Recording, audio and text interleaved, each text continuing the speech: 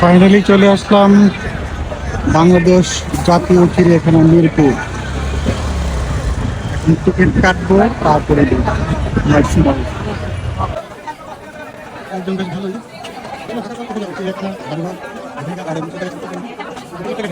Ticket মূল্য 50 টাকা। সেই টিকিট 50 টাকা মূল্য। অনেক বছর পরে আসলাম, তবে আমার ছিলাম যতদূর মনে পড়ে 1980, আমি তখন ক্লাস 5-এ পড়ি।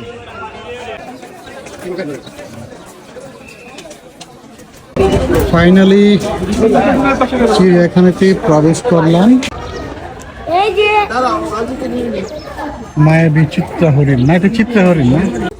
যে বাঘ মামা ঘুমিয়ে আছে, বাঘ মামাকেও শীতে ধরছে। এই যে বাঘ মামা জাগ্রত আছে, ওনাকে একটু দেখা পাইলাম আর কি।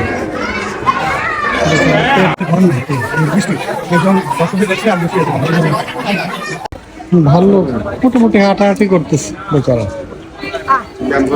এটা হলো গয়াল।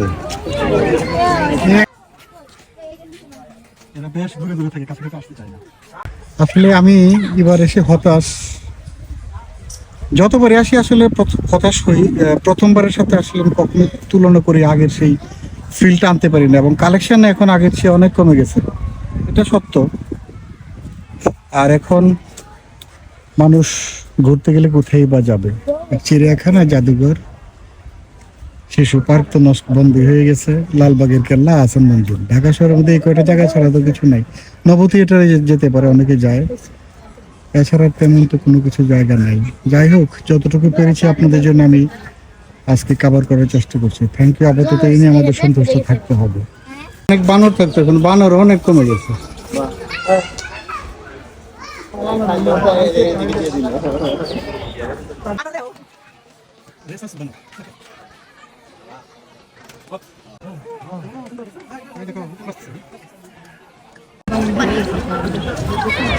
হলো জিরাফ।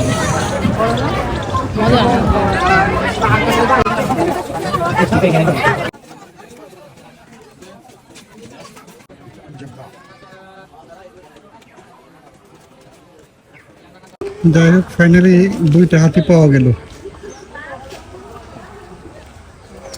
হাতিগুলো এখানে 2টা, আবার ওই কর্নারে আছে আরেকটা। এই 3টা আপাতত দেখলাম, নাড়া আছে। 1 2 3